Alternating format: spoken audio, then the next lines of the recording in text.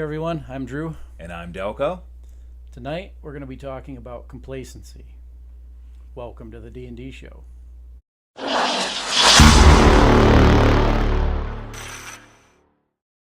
So we've realized that the last few videos have kind of gotten on they've been a little longer, so we apologize for that. But No, I don't apologize for it. for that. We just feel that there's a lot to say, and we try to squeeze as much in information as we can into these little videos. So, but we do appreciate your feedback, and that just Absolutely tells us that you guys are listening, and it's just cool. So, the reason we're talking about complacency tonight is because one of our friends and viewers kind of just suggested we talk about this subject, and it's a great point that he's made because it's a common problem. I think complacency, we talked about one of our previous videos, was the people becoming desensitized. Yep. And I think the desensitization, it's a big word, leads to this, complacency. So what is complacency? Well, it is the feeling of a quiet pleasure or security, often while unaware of some potential danger, defect, or the like. Self-satisfaction or smug satisfaction with an existing situation, condition, etc. So when you really stop and think about that, if you look around, it seems like there's a lot of people that are they're good, they're comfortable where they're at, and they don't really care one way or the other what happens. So what do you think? I was thinking about that too, and it's just like, yeah, we say, well, I'm good, and I hear it so often. People are just good with where they are good with what's going on, and it's like, oh, if I live a good life and I do, like what I want to do, then everything else is just whatever, and I really don't think that's what it's about, and we're about to get into it, but we talked about what happened in Vegas, like. What if someone had, said a kind word, because we just never know. Because with that whole situation, it says in the complacency, it says unaware of some potential danger. So I mean, like, you got a group of people that are a crowd of people. Because it's about 30,000, give or take, and they didn't know, like their surrounding. They just went to go hear a concert, and they had no idea that their surrounding was in danger. So if you take it on another level, how much danger are we in if we're just so complacent that we're just walking around just doing whatever we please and just are good with whatever situation we're in, like how complacent are we?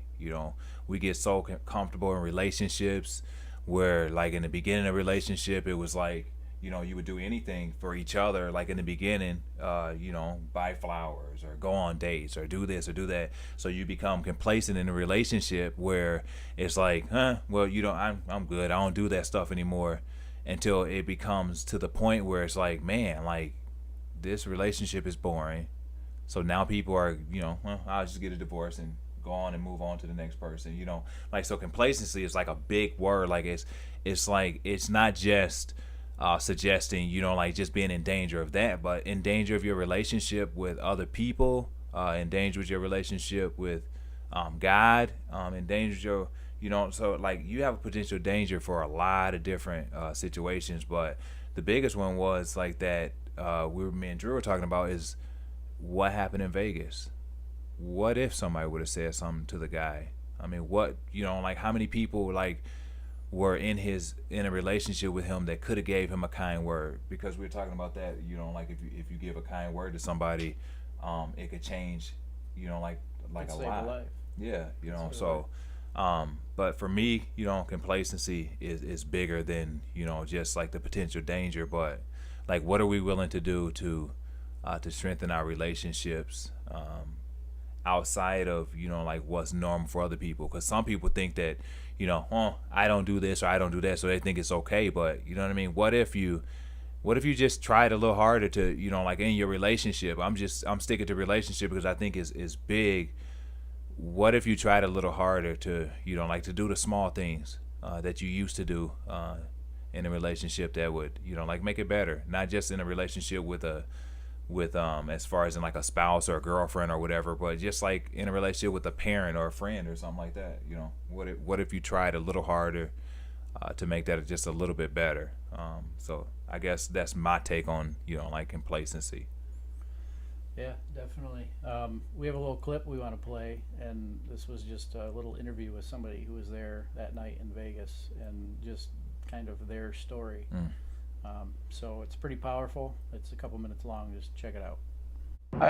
I'm actually feeling a little bit guilty now, because I've avoided seeing the victims and seeing pictures of people that have killed, and I was there, and they're a lot younger than me, and they don't get to go home. I get to go home today, back to LA to see my daughter, but they don't, and I'm having trouble understanding that, comprehending that. Wow. I'm feeling a little guilty. I've heard heroic acts, and I'm now processing, did I do enough? So I'm going through some guilt now. Did I help enough people? Because everybody was screaming and yelling. They didn't know what to do.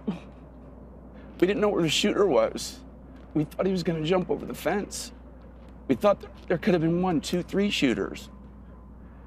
And then at one point, I ended up being put into a little room. I was running. There was a break after the first 30 seconds of shooting, and I ran. And this heroic young Hispanic man was like, get in this room. And I go in this room, and I just keep seeing this image of these young, I go in this room under the bleachers, and there's 5 or 6 young women, like 20 years old. And they were just on their knees, and they were in a corner, and they were crying. And I just want to hope that I did enough to help them stay calm. But at that moment, I'm feeling like it's not fair. It's like you're thinking then, is it fair for them to die? Should I die? These are all going through your thoughts. Like I felt like maybe I actually stood in front of them. And I think I did that subconsciously. They were down and they were hiding behind this little corridor with wheels on it. And I just stood out in the front, and I'm thinking, maybe I should be, you know what I'm saying? It's like, who determines who gets killed in this? That's what I'm having trouble with.